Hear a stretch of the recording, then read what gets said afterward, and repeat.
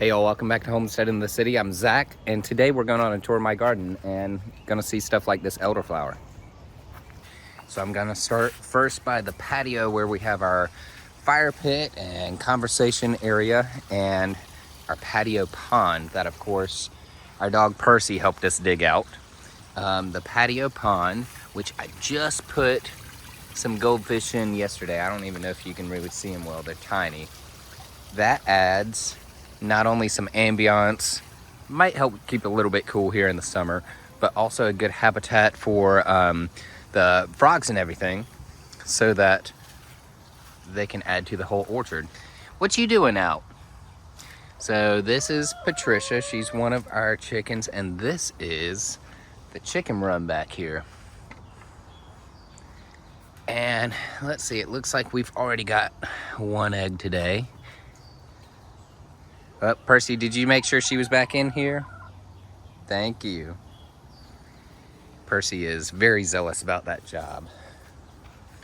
Yeah, so anyways, this is in the chicken run area. I need to get it kind of cleaned up, but the two twins sleep up in this tree. Patricia, our red chicken, she sleeps over there on top of that tool shed, which used to be their coop, but they never slept inside of it.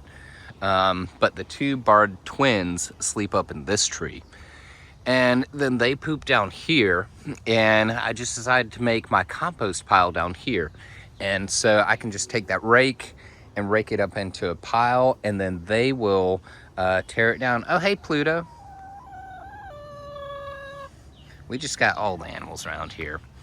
So yeah, so they will dig and scratch and eat the bugs and stuff, and then we will rake it up and then use this compost elsewhere in the garden. Oh, here's one of the other ladies. This is Petunia. What you think? Yeah, and so this area is the tunnel, the chicken tunnel, which is our evergreen tunnel that we built here. Oops, lost my shoe. So this is for protection, it's for shade. And it was just built by bending over these cherry laurel branches and then letting them grow vertically and bush out. And so this goes all the way along the backside, and I've even extended it up the side of our yard now. So the chickens have access to all of this space over here. And you can see, especially right around here where I have some cages keeping them out of a few areas where they have scratched down and eaten everything versus where stuff can still grow. And I didn't get around to it this year, but I was thinking about like growing potatoes in this cage. Maybe I'll do that in the fall though. Yeah, so the tunnel is a good place that they can come here, eat, stay protected, stay cool. And it was easy to build. Chickens are actually really a low cost, low maintenance thing if you do it right. And then outside from the orchard area, we have the food forest. And the past couple weeks, I've been seeing a lot of these pawpaws popping up. And so that's just where we like to forage them on the greenway. And of course bring them home and eat them, and then I'll just spit the seeds out here. So we've had a lot of volunteers popping up. We've had volunteers in the past that did not quite make it to maturity, so we'll see if these guys make it. But let's check in on some of our other trees in the food forest that are doing well. This is our chestnut. I think this is our hybrid chestnut. That's the old one. We're gonna see some brand new chestnuts in a little bit. This is our big mulberry. So I think this is where it was 2 years ago. And then you can see the growth from last year, and last fall I trimmed it to about this level. And so this is all the new growth from this year. Percy, you gonna leave her alone? Just let her lay her eggs, okay? Oh boy. And back there we've got, it's really hard to see, but we've got an American persimmon tree. Where'd it go? Ah, here it is. This is the persimmon. We still haven't gotten any fruit off of it. We've got some elderflower. We're gonna see a ton of this around. It's my loquat tree that is a good 7 feet tall now or so. My American plum from Amanda at Doko Farm. That started off as just a stick 2 years ago. This is one of my hazelnuts. This is the older one that was in last year. And then over here, I believe, yes, this is the one that just put in this past winter. And then we got some lemon balm in there. Got lots of stuff. Tried to get strawberries going. I don't think they did super well. Got volunteer muscadine popping up. Got strawberry bush, which is not strawberries like the fruit. There's bronze fennel down in here. We've got yarrow. Yeah, lots of stuff growing in the food forest area. Right, and then outside of the food forest area, of course, we've got our 7-row orchard. So it is fed from up here, our Percy's digging pit, or our mulch pit, as you might know it. We bring in piles and piles of wood chips from our mulch delivery driveway in the front yard. Percy helps us out. Oh, watch out, Percy. We're gonna leave this over here.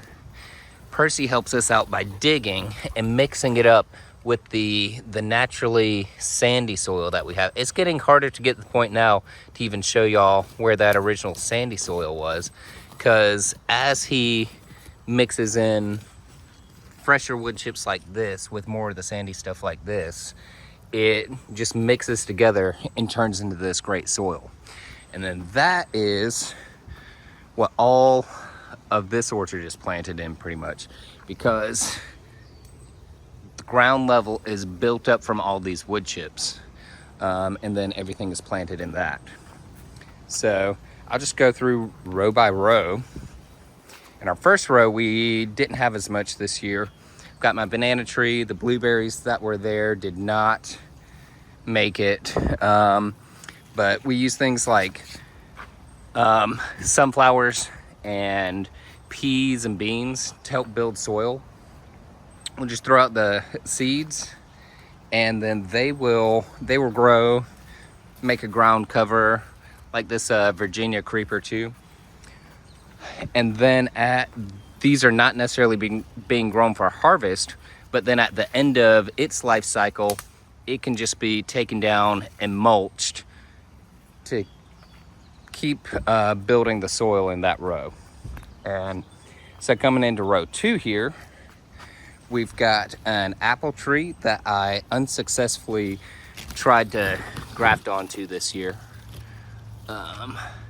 That did not work out, but we got all this new growth off of the existing one. We got one of our 7 peach trees on the property, and I don't think any fruit survived on this one this year. It's only 2 years old. And then this fig tree that was just a tiny little stick last year, and now it is putting off some decent growth. And then moving over to row 3, we use canna lilies as well to help build the soil. Our second peach tree does have some fruit on it, and this is the Reliance peach. And so this would have gone in the ground about 18 months ago as a bare root tree. And then more of our elderflower. It's blooming right now. I did make some elderflower tea the other day. And then the rest of it, we have to let stay on the plant if we want to get elderberries. And so that's what we are doing with those. But yeah, we got that popping up all over. That was actually, I'm going to take you back here real quick. So I'm going to show you elderberry is so easy to plant. This was really just like a stick last fall, that I would have just shoved in the ground like that. And then it is putting off new growth. And so that new growth will let it get just enough sunlight to build some roots. And then next year, it'll probably put off some growth that looks more like this. And then that's gonna help it establish its roots even more. So then that by year 3 or so, it can be putting off more vigorous growth like this.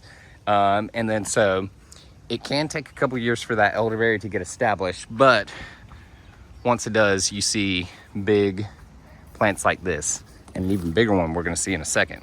Row 7 is, I mean, not row 7, row 4. Row 4 has our biggest peach tree. This one was put in a little over 2 years ago, so it's older than the other peach trees. But we have dozens of peaches on there. It's kind of hard to see them all, but you can see where I've pruned out over the last couple years and am working on this structure here. And we'll prune off the other branches that are not the main branches of these. And then this new growth will come off every year, and we'll have to leave it on for 2 years because peaches put fruit on last year's growth. So for instance, this is new growth. It's all green. This will fruit next year if I leave it. And that means this looked like that last year. And we got row 5. That is mostly our bananas right now, just because of where Percy digs and throws material that way. Bananas are something that can take a lot of organic material piling up around their trunks, because it's not actually a trunk like a tree. It's more in the grass family. But they can take that. This is a pokeweed that's just acting as a barrier and building some soil.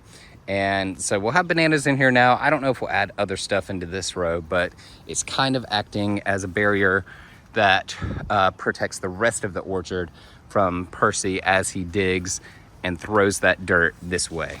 Then row 6, we have, here is our grapevine that is trellising along this way, along that power line, and then we've got several clusters growing on this one this year. Last year we only had one cluster, so let's see.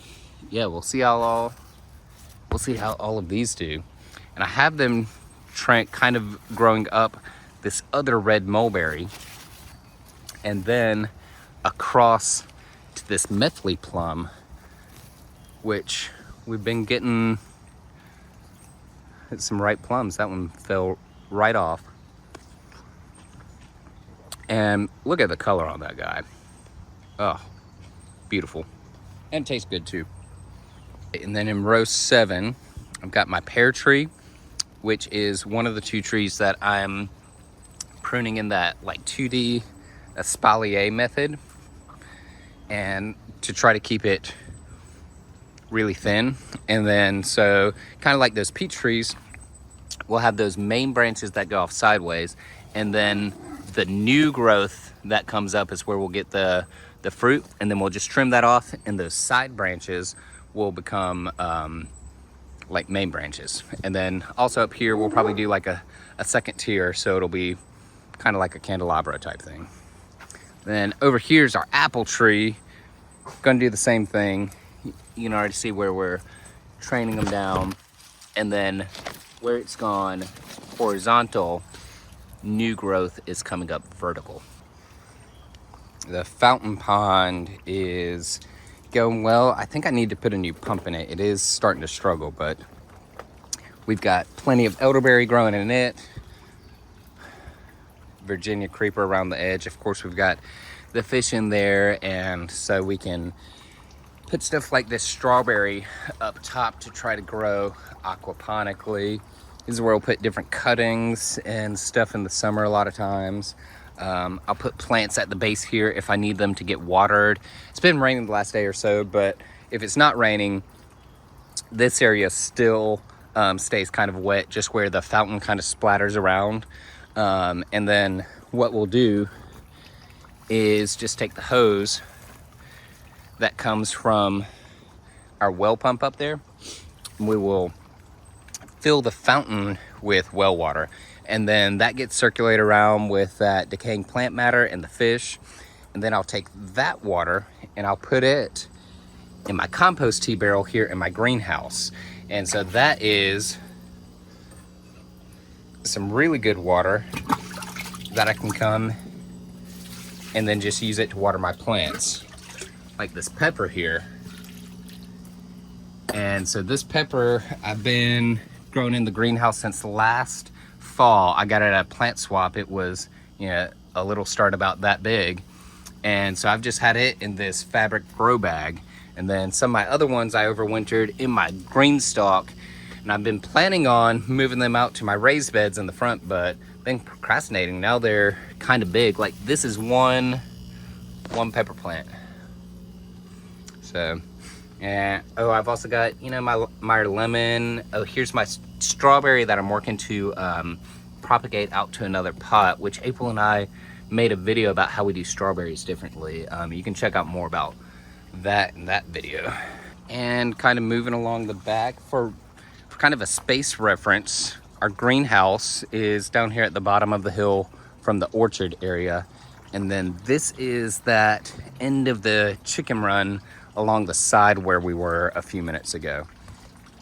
And so all of those wood chips that we bring up to the top of the hill in Percy's digging area, eventually as we rake down the paths and stuff, they end up here and they break down really, really well. That white stuff that you see in there, that is mycelium, that's all in there. So that breaks down some really good soil. I will take that and actually sift that and put it into my soil mix for my grow bags or containers, like that you saw that pepper in.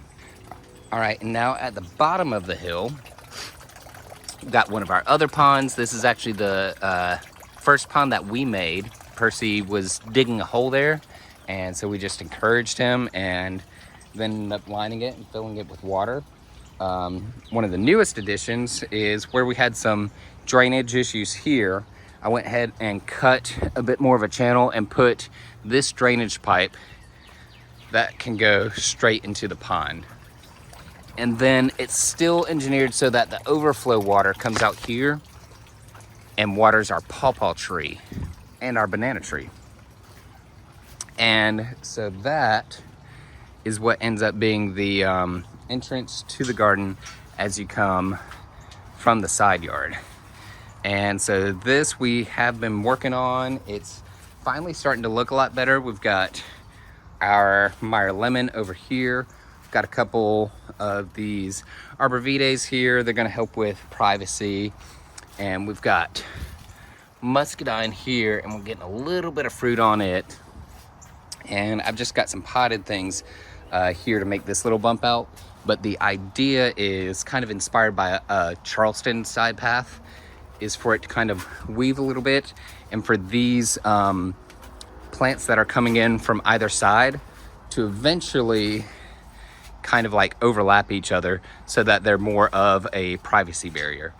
And that will include lots of these elderberries too, because they can get really big if you prune them right. And so this is probably one of our oldest elderberries that we have on the property, but it has grown up into a full tree. And so that actually helps shade this side of the house too. So we're definitely going to do that, get a little bit more privacy, more shade, and it just looks cool too. So that's what this guy might look like in another 18 months.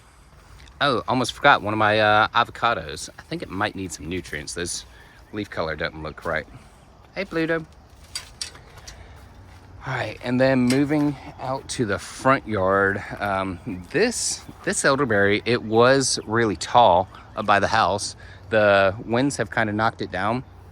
I'm not gonna trim them though, because these have been the ones that have given me the best berries over the years. And so I think it might be because this is the north side of the house and they get shaded from the most intense heat, and so it doesn't fry their flowers.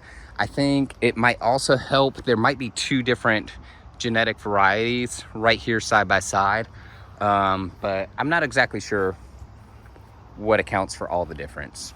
And then over in the memorial garden here, we've got our fig tree, which we are starting to get lots of figs on this year. Last year we had maybe 3 or 4, but this has been in the ground for 2 years, and you can see it was, you know, about that big when I put it in.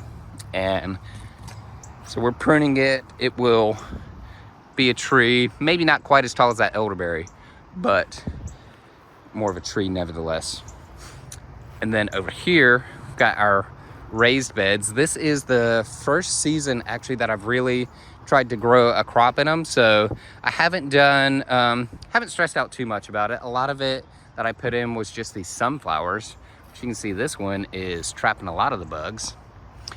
But I put sunflower seed in, and then I also did a lot of garlic, which I let a couple of the scapes stay and try to go to seed.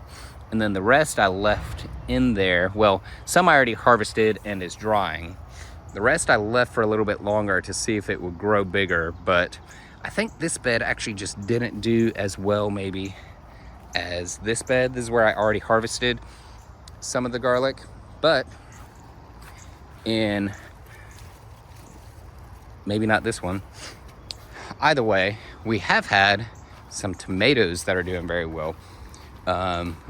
Actually, I probably ran out of most of the ripe ones yesterday when I made a lunch, but yeah, here's one of them. But we've had a lot of our little cherry tomatoes made some meals out of that. Had some peas growing over the trellis arch. Those are done, which I really need to plant. I think some cucumbers that I'll try to get to go. Oh no, this guy fell. Sorry that my tours are just kind of stream of consciousness. I don't really script them out. I just walk around and talk about things I see. All right, and then in the middle, we've got our hugelkultur hill, which that was built because 2 years ago, or is it 3 years ago now, we had this massive pile of trees delivered in one of our chip drops. And we didn't quite know what to do with it. And so right over here, this is our mulch delivery driveway. When I was talking about bringing back all that mulch to the backyard, this is where it all gets delivered. We've had 16 piles so far, but in our second one, we had these massive trees. So what we ended up doing was just pile up tons and tons of wood chips on top of those trees, and then eventually the mycelium have started breaking down those trees.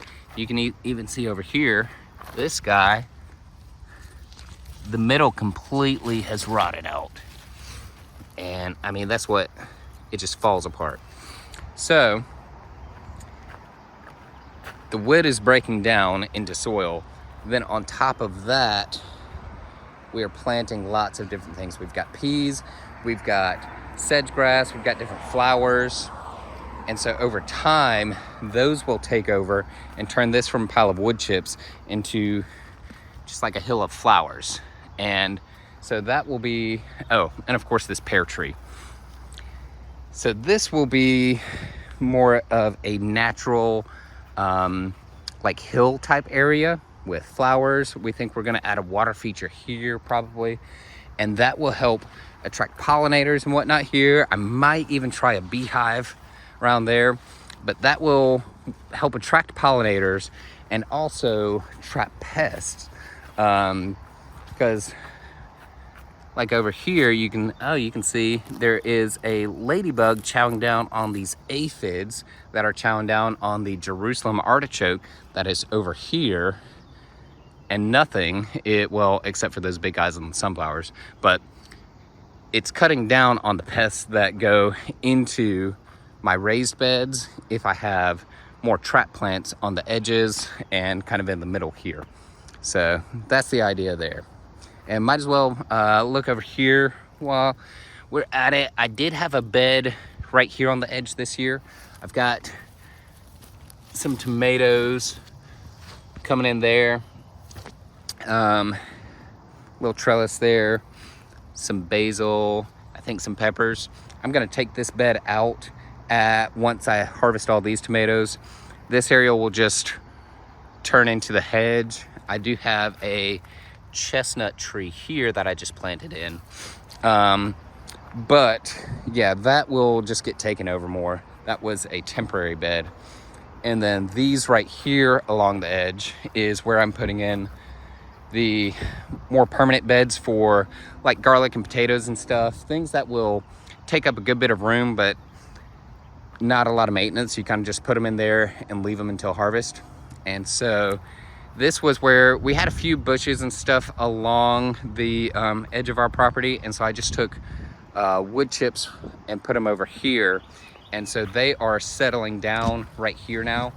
And then what I'll do is probably like a Ruth Stout method, I'm thinking, do potatoes in here. And then we'll put down maybe a little bit of compost and then just throw down the potatoes on top of that and then cover that with bales of hay to mulch them and compost down. Along one side of our driveway, of course, the downhill side, we have the level of these beds, which actually I may need to do a little bit of work on this year, but we dug them down so that when it rains, water can drain into the beds. And that way it doesn't go into the street and flood downhill.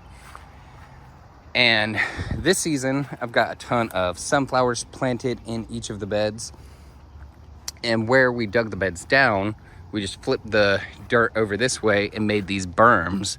And then in the center of each berm, we put one of these peach trees. And this is our Saturn donut, which I guess it's called that because it looks more like a donut than like a pointy peach. Yeah, Stark Saturn donut, I think is the variety of this one. Yep. So those are coming in. The other guys don't really have fruit on them this year, but we'll keep them going. And the berry hedge finally has berries. We put in 6 blueberry plants that we got at the farmer's market the other week. And then, of course, we've got elderberry that's coming in. We've got the southern dewberry that was already in the yard when we moved in. Oh, this raspberry is ripening up.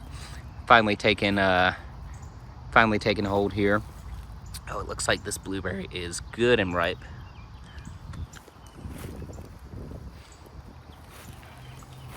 More of our blueberries there. Or elderberry, and I'm gonna try to add some mulberries too, so eventually probably this crepe myrtle will be replaced by maybe 2 mulberries in here. They'll kind of grow up and help shade the driveway area. And we have along the side of the street is our community garden. And so this is designed for, as people are just walking through the neighborhood, they can pop in, check out what we've got. It's not doing super great right now, but we do have some Greek oregano. We've got some sage, basil.